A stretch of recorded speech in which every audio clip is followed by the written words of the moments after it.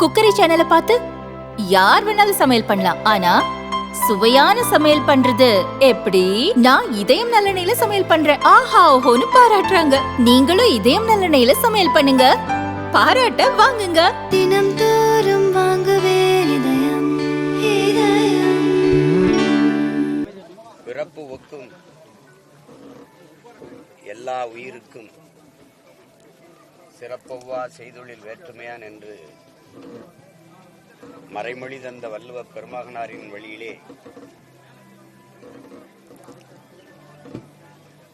பிறப்பின் அடிப்படையிலே உயர்ந்தவன் தாழ்ந்தவன் என்று பாகுபாடு பாராட்டுகிற, பேதம் கற்பிக்கிற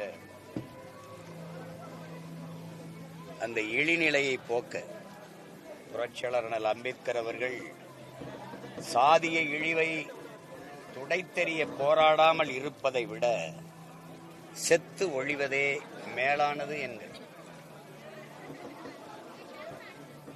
தமிழ் சமூகத்தில் ஒருவன் தாழ்ந்தவன் ஒருவன் உயர்ந்தவன் என்று கருதுவது என்பதே மிகப்பெரிய பேர் இழிவாகும்.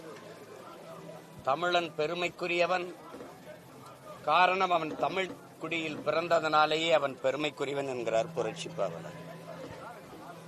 நான் உயர்ந்தவன் அவன் தாழ்ந்தவன் என்றால் அங்கே சக மனிதன் தாழவில்லை, என் தமிழ் தாழ்கிறது, தமிழ் பேரினம் தாழ்கிறது என்பதுதான் தமிழ் தேசிய இனப்பிள்ளைகள் எங்களினுடைய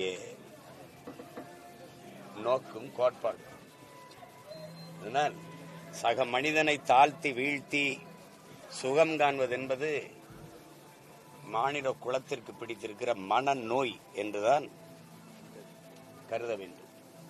அந்த அடிப்படையில் தமிழர்கள் நாங்கள் தாழ்த்தப்பட்டவர்கள் அல்ல, தாழ்ந்தவர்கள் அல்ல, தாழ்த்தப்பட்டவர்கள் தான். அந்த சொல்லே கவனித்தால் தெரியும், தாழ்த்தப்பட்டவர்கள் என்றுதான் இருக்கிறது. அப்ப தாழ்ந்தவன் அல்ல, என்னை தாழ்த்தியவன் எவன் என்ற கோபம்தான் இந்த தலைமுறை தமிழ் பிள்ளைகள் எல்லோருக்கும் எழுகிறது. அப்படித்தான் தாத்தா இமானுவேல் சேகரன் அவர்களுக்கும் எழுந்த ஒரு பெரும் கோபம், பெரும் தீ அது. அப்படி சாதிய இழிவையும் தீண்டாமை கொடுமையையும் துடைத்தெறிய களத்திலே நின்ற ஒரு பெரும் போராளி நம்முடைய தாத்தா இமானுவேல் சேகரனார் அவர். சாதியை ஏற்றதாலுவலற்ற உயர்வதாலுவற்ற ஒரு சமதர்ம சமூகம் படைக்க எண்ணற்ற நமது முன்னோர்கள் இந்த மண்ணிலே போராடி இருக்கிறார்கள். அதிலேயே மறக்க முடியாத மறுக்க முடியாத ஒரு ஈகியாக, தியாகியாக, போராளியாக இருப்பவர் நம்முடைய தாத்தா இமானுவேல் சேகரனார் அவர். அவருடைய 68வது வணக்க நாளில் நிற்கிற பேர பிள்ளைகள் பெருமிதத்தோடும் திமிரோடும் அவருக்கு எங்களுடைய புகழ் வணக்கத்தை செலுத்துகிற இந்நாளிலே எந்த கனவிற்காக இன்னுயிரை ஈந்தாரோ, எதற்காக அவர் இரத்த துளி இந்த நிலத்திலே சிந்தப்பட்டதோ, அதே கனவை தொடர்ந்து சுமந்து எங்கள் பயணத்தை கொண்டு சென்று நிறைவேற்றுவோம் என்பதுதான் எங்களுடைய உறுதி. பட்டியல் விளக்கே தேவேந்திரர் இலக்கு என்ற முழக்கத்தை முன்வைத்து தொடர்ச்சியாக அதிகாரத்திற்கு கோரிக்கை வைத்து போராடி வருகிறோம். மக்களின் கோரிக்கைகளை, பிரச்சனைகளை அரசு கையில் எடுக்காத போது, கவனத்தில் எடுக்காத போது, மக்களுக்கு இருக்கிற இறுதி வாய்ப்பு என்பது அதே அதிகாரத்தை, அதே அரசை கையில் எடுப்பதை தவிர வேறு வழி இல்லை. அப்படித்தான் பன்னெடுங்களா காலமாக உரிமை இழந்து, உணர்வை இழந்து, தாழ்த்தி வீழ்த்தி வைக்கப்பட்ட தமிழ் சமூக மக்கள் கிளர்ந்து எழுந்து நாங்கள் தமிழர்கள் என்று மேலெழுந்து வருகிறோம். இந்த நிலத்தின் அதிகாரத்தை கைப்பற்றி எங்கள் மீது சுமத்தப்பட்ட, திணிக்கப்பட்ட சாதி இழிவை துடைத்தெறிந்து பட்டியல் பிரிவில் இருந்து வெளியேறுவோம். கூண்டை உடைத்துக் கொண்டு கூட்டு புழுவிலிருந்து பரிணாம வளர்ச்சியடைந்து சிறகு முளைத்து உடைத்து பறக்கிற வண்ணத்தி பூச்சி போல தேவேந்திர சமூக மக்கள், ஆதி தமிழ்குடி மக்கள், ஏறும் போரும் எமக்கு தொழிலிருந்து வாழ்ந்த மருதநீள மக்கள் இந்த மண்ணிலே இந்த பட்டியல் இழிவிலிருந்து வெளியேறுவோம் என்கிற உறுதியை இந்த நாளில் ஏற்கிறோம். அதற்கான அதிகாரம் மிக வலிமையானது என்கிறார் அண்ணல் அம்பேத்கர். அதை படித்த பிள்ளைகள் நாங்கள், அதை அடைந்து விட்டால் அனைத்தும் எளிமையானது என்கிற நோக்கில்தான் இந்த நிலத்திலே, இந்த களத்திலே ஒரு மாபெரும் புரட்சிகர அரசியலை கட்டி எழுப்புகிறோம். அதற்கு தமிழ் கூறும் நல்லுலகு, தமிழ் இன மக்கள், எளிய பிள்ளைகள், உங்கள் பிள்ளைகள் எங்களுக்கு ஆதரவு தந்து ஒரு வலிமையான அரசியல் ஆற்றலாக எங்களை மாற்ற வேண்டும். எங்களுடைய தாத்தா இமானுவேல் சேகரனார் அவர்களுக்கு எங்களுடைய புகழ் வணக்கத்தை செலுத்துகிறோம். அவருடைய உயர்ந்த நோக்கத்தை உள்ளத்தில் சுமந்து கொண்டு பயணிக்கிறோம். வணக்கம்.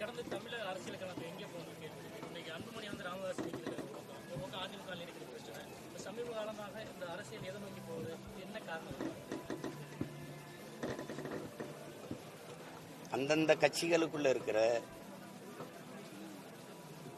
நிர்வாக குழப்பங்களுக்குள்ள நம்ம தலையிட முடியாது. என் கட்சிக்குள்ள இருக்கிற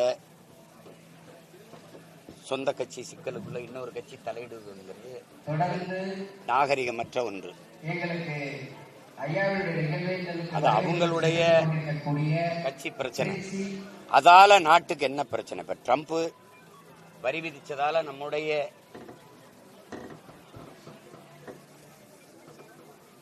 தொழில் பாதிக்கப்படுது, நெசவு தொழில் பாதிக்கப்படுது, ஏற்றுமதி தொழில் நசுங்குது, நம்முடைய மக்கள் தொழில் முடங்கி வாழ்வாதாரத்தை இழக்கிறார்கள் என்பது மக்களை பாதிக்கிற பிரச்சனை. விளைய வச்ச பொருளை கொள்முதல் செய்வதில்லை, கொள்முதல் செய்யும்போது உரிய விலை கொடுப்பதில்லை, வாங்கிய பொருளை ஒரு பாதுகாப்பு கிடங்கு கட்டி சேமிப்பதில்லை என்பது மக்களுக்கு பிரச்சனை. அதெல்லாம் பிரச்சனை. மின்கட்டண உயர்வு பிரச்சனை, சொத்து வரி பிரச்சனை, அதெல்லாம் தான் பேசணும். அதை விட்டு அந்த கட்சிக்கு பிரச்சனை. இப்ப ஒருவேளை அந்த கட்சி சிதைந்தழிது உங்களுக்கு நட்டன்னு நீங்க கட்சியை காப்பாற்ற வந்தீங்களா, நாட்டையும் மக்களையும் காப்பாற்ற நிக்கிறீங்களா? இந்த கட்சி இந்த தலைமைகளை காப்பாற்றத்தான் நீங்க எல்லாம் போராடிட்டு இருக்கீங்களா? அதுக்கு தான் இந்த ஊடகத்தை வச்சுட்டு வேலை செய்யல. உங்களுக்கு நாடும் மக்களும் தான் முக்கியம். அதுக்கு உங்களால முடியுமோ, அது என்ன முடியுமோ அதான் செய்யணும். ஐயோ அந்த கட்சி அழியுதே அப்படின்னா அதுக்கு என்ன செய்யலாம்? சேர்ந்து அழிஞ்சல.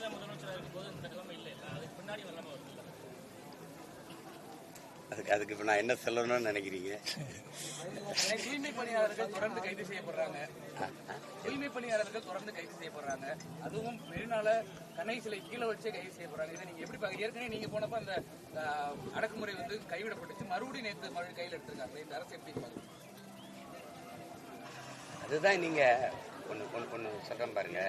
ஒரு நாட்டில் நடக்கிற அநீதிகளை, அக்கிரமங்களை எதிர்த்து பேசுவது, அது நடக்கிற குறைகளை சுட்டிக்காட்டுவதெல்லாம் தவறு என்று கருதப்படுமானால், அப்படி கருதப்படுமானால் அந்த நாட்டை ஒரு குற்றவாளி ஆண்டு கொண்டிருக்கிறான் என்று பொருள்.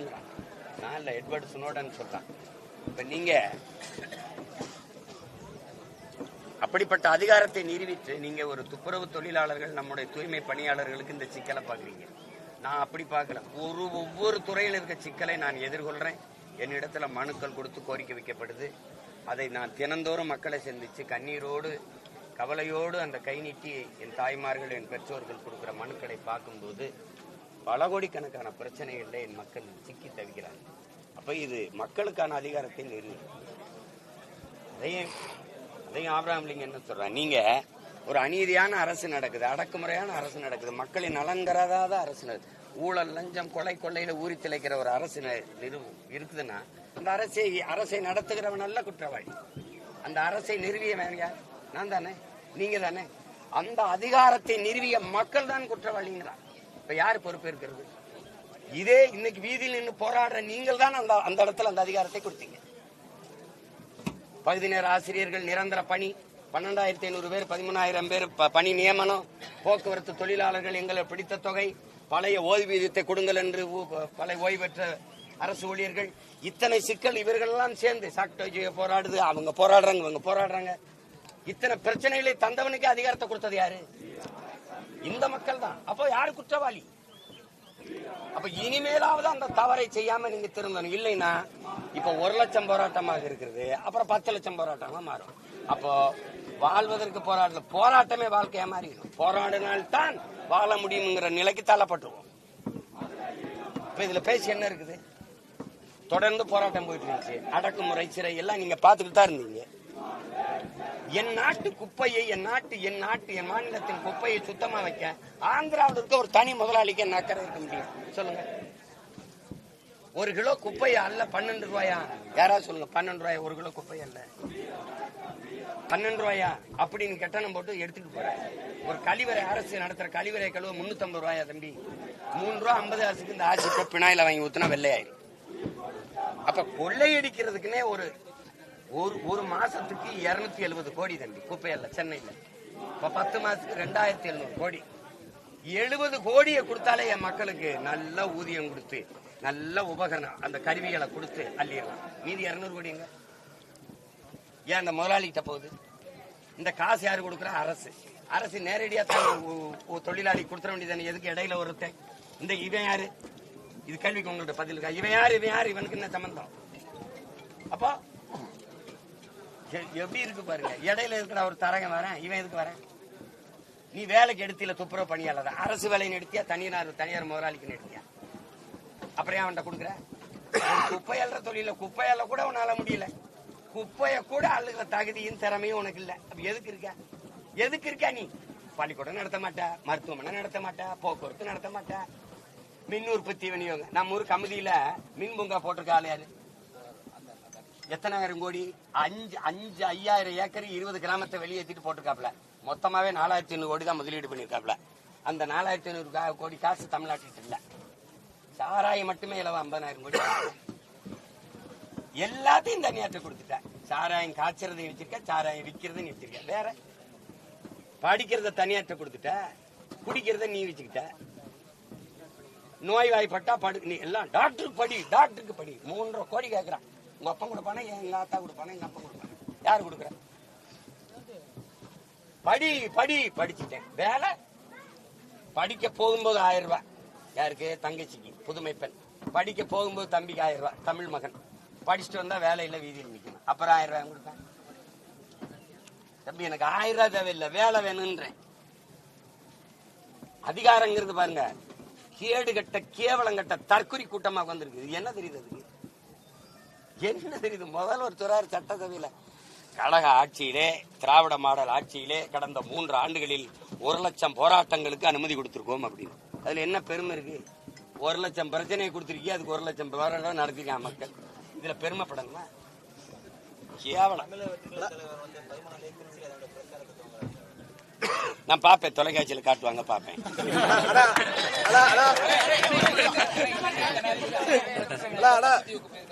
இதுவரைக்கும் யாரும் போகல. நமக்கு ஒரு நம்பிக்கை இருந்துச்சு, எப்படி இருந்தாலும் கட்சித்தீவு மீட்டு கொடுப்பாங்கன்னு. ஏன் உங்க நம்பிக்கை இல்லாம போயிடுச்சு? நம்பிக்கை இல்லாம ஏன் போயிடுச்சு? உங்க அண்ணன் முதலமைச்சர், தமிழ்நாடு முதலமைச்சர் ஆனா அவன் நீ வச்சுக்கன்னு தர்றானா? தம்பி அவன் எடுத்துக்கன் தான். அன்னைக்கு நான் சீஃப் மினிஸ்டர் தமிழ்நாடு, இதே அனுராக் குமார் வர சொல்லு. அதுக்கு முன்னாடி நான் போய் உட்கார்ந்துருப்பேன். என்ன நீ தம்பி ஆட்டம் காட்டுறவன், அவன் மேல இருக்கிறவன் கொடுத்ததுக்கு உங்க ஒப்பந்தம் தொட்டாடான்னு கேட்க இருங்க. அவனுக்கு ஒரு உனக்கு துணி. இது ஏன் நீளம்? இவ்வளவு நாள் ஆச்சு மத்திய அரசு ஒரு கேள்வி கூட மத்திய அரசுக்கு எனக்கு என்ன சம்பந்தம் இருக்கு? யாரு திடீர்னு 24 தேர்தல பையன் மோடி பேசினார் பத்தியில, கச்சத்தீவை மீட்க வேண்டும் அப்படின்னு அதோட விட்டாங்க. வேற என்ன தம்பி? கச்சத்தீவை மீட்க போராடுவோம். கொடுத்தது காங்கிரஸ், கொடுக்கும் போது கூட வேடிக்கை பார்த்தது திமுக. ஆனா இந்த கட்சிகளின் தேர்தல் அறிக்கையில தொடர்ச்சியா கச்சத்தீவை மீட்க போராடுவோம். அண்ணன் வந்த கச்சத்தீவை மீட்க தீவிரமா போராடுவோம் ஒரு சொல்ல சேர்த்துட்டாங்க. புரியுதா? இப்ப கச்சத்தீவை மீட்க போராடுங்க வார்த்தையை எடுத்துட்டாங்க. ஏன்னா அது ஏன் வேலைன்னு நினைச்சு விட்டுட்டாங்க. எதுக்கு?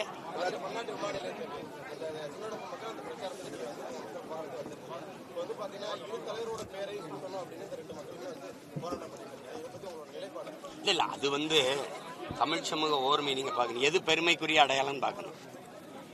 நம்ம நீங்க எப்படி பாக்கணும்? நான் என் பாட்டன் சுந்தரலிங்கனார் தான் பெருமைக்குரிய குறியீடா பார்ப்பேன். ஒரு போர் மரவன் அவன் பாருங்க, நீங்க அவர் மாதிரி ஒரு வீரனை இங்க கணக்கெடுக்க முடியாது. மன்னர் வெளியேறாரு, வா சுந்தரலிங்கம் போகணும். அதுக்கு முன்னாடி ஒரு பாட்டன் வெள்ளையத்தேவன் இறந்துறாங்க களத்துல. சுந்தரலிங்கம் தான் ஒரு தளபதி. நீ வா சுந்தரலிங்கம் போகணும். மாறுவிடம் விட்டு மன்னர் போகும்போது நீங்க வேணா போங்க, நான் வரல, என்னைய தாண்டி தான் வெள்ளக்காரன் இந்த கோட்டையை தொட முடியும்னு ஒற்றை மகன கோட்டை வாசல் 8 நாள் சண்டை போட்டு மாண்டவன். புரியுதுன்னு நினைக்கிறேன் உங்களுக்கு. அந்த வீரத்தை தான் நீங்க போற்றணும். இங்க நீங்க தாத்தா இமானுவேல் பேரை வைக்கணுங்கிறதும், இன்னொருத்தர் தாத்தா தெய்வத்திரு முத்துராமலிங்க பேர் என்ன சொல்றேன். அதான் நான் உங்க அண்ணன் ஒண்ணு சொல்றேங்க. இந்த தமிழ் இனத்தின் மகனை சொல்றேங்க. நீங்க இங்க பாருங்க, நமக்கு வரலாறு இல்ல, சிலப்பதிகாரம் இலக்கிய சான்று தான் நம்ம பாட்டை ஆண்டான்னு. சாதாரண குடிமகள் தன் அரசவையிலே வந்து கால் சிலம்பை உடைத்து நீதியை நிலைநாட்டுற ஜனநாயகத்தை வச்சிருந்தான்னா என் பாட்டன் பாண்டியன் நெடுஞ்செழியன். பாண்டியன் நெடுஞ்செழியன்ங்கிற பேரை வச்சுட்டா நீனும் பேச மாட்டா, இவரும் பேச மாட்டாரு, நானும் பேச மாட்டேன், நாங்க எல்லாரும் பாண்டியன்.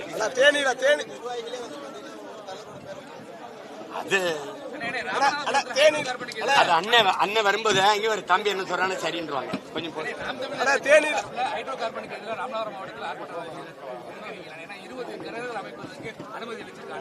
ஒரே ஒரு தேர்தல் பயணம் போறேன், அதுல அது செய்யறேன். ஒரே ஒரு கேள்வினா, தேனியில நடந்த அந்த பொதுக்கூட்டத்திற்கு அப்புறம் இந்த பட்டியல் வெளியேற்ற நிலைப்பாடு உங்கள்கிட்ட எப்படி இருக்கு? அடுத்த கட்ட நடவடிக்கை பட்டியல் வெளியேற்ற நிலைப்பாடுலாம் இல்ல, பட்டியல் வெளியேற்றோம். அதில் நிலைப்பாடு தேர்தலுக்கு தேர்தல் மாறுறது அதெல்லாம் கிடையாது. இங்க பாருங்க தம்பி, நான் வாக்கு அரசியலுக்கு வந்தவன்ல, என் மக்களின் வாழ்க்கைக்கு அரசியல் செய்ய வந்தவன். புரியுதா?